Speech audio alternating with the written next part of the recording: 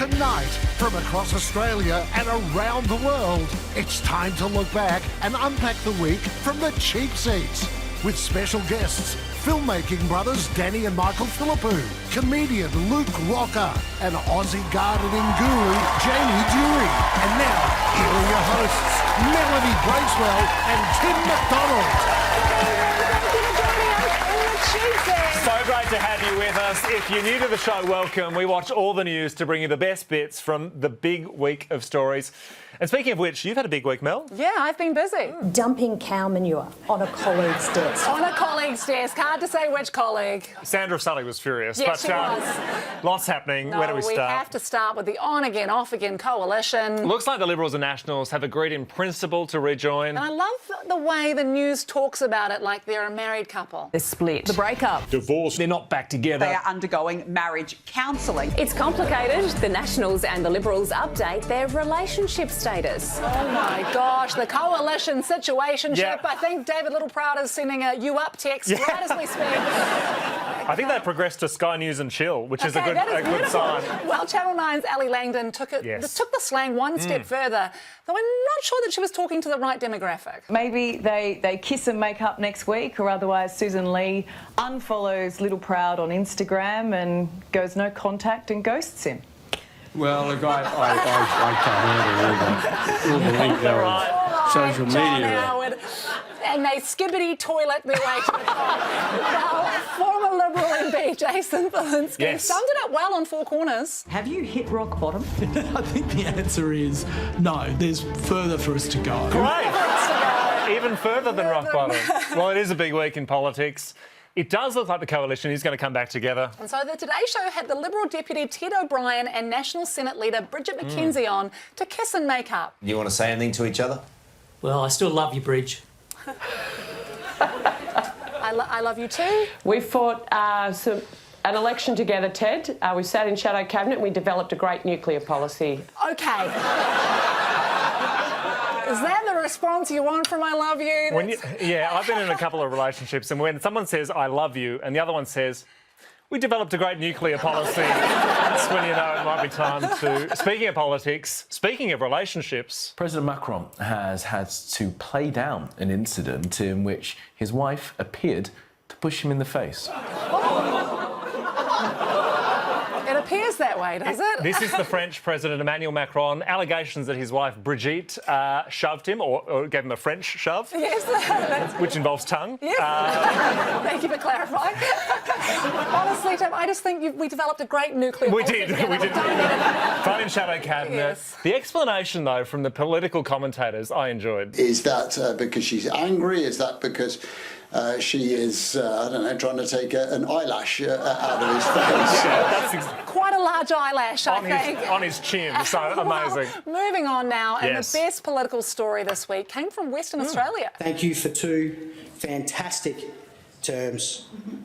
Cheers. Order. The Honourable Kyle McGinn will take his seat. Yes, the Honourable Shoeys. That is Kyle McGinn. He's retiring from the WA Parliament to become Australia's ambassador to Liquorland. So we wish him every success. Well, so much happening in Australia at the moment. Trading the political stage in Washington for a booth in Balmoral. Yes, former Vice President Kamala Harris was the guest of honour at the 2025 Australian Real Estate Conference. And 7 News got the exclusive. Kamala Harris with the best seat in the House, dining by the beach. Did you guys know that Kamala Harris ate here last night? No. Good They really get to the bottom of the story. And there was one other question. Yeah. But as for what she ate, the choice of menu remains a mystery. Murray cod or the ribeye? What do you think she would have gotten? The ribeye. The Murray cod. We might leave it there. I can't wait to see them on the chase. Yeah. That was amazing. It was nice for the former Vice President. The first time she's been to dinner without having to cut up Joe's meal for him. So that was a nice touch. Nice. Speaking of the US, it has been a big week in the States. America's Golden Dome. A golden dome. The golden dome. Golden dome. Golden dome. Golden dome. Golden dome. Golden dome. Announced by 6 chrome domes, which was amazing. This is a state-of-the-art military defence system. It's going to defend America against missiles, drones, Bridget Macron. So it's a lovely, it's a big system. Well, it's graduation season Yes. for American students, and so we're seeing some big names giving commencement speeches. Because life is better when we leap together. The university is close to the frog's heart. Certainly is. He was dissected in the science lab there, so very close to his heart. The research. That was Kermit the Frog giving the commencement address, and they thanked him in a lovely way. Now, Kermit, on behalf of the entire University of Maryland community and family, we're going to get you those girls' phone numbers. Well, staying in the US. Good Wednesday morning. I'm Olivia Jakewith. And I'm Julia Dunn. We do have some breaking news this morning. Literally.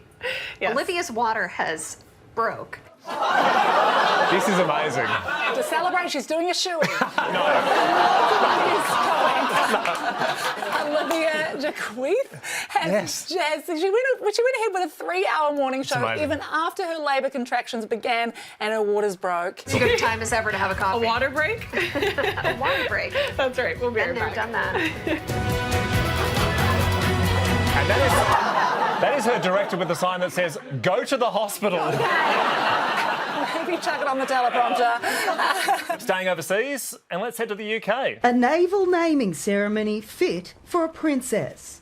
I have the pleasure to name this ship HMAS Markle, because it's a royal destroyer. Oh, wow. There we go there. Lovely touch. Lovely touch. Lovely touch.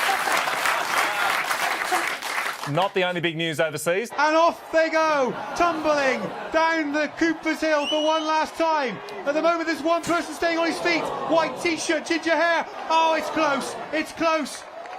We need VAR. We need VAR. The Gloucester cheese roll is back for another year. Congratulations to the winner. And there is our winner, mustard trousers.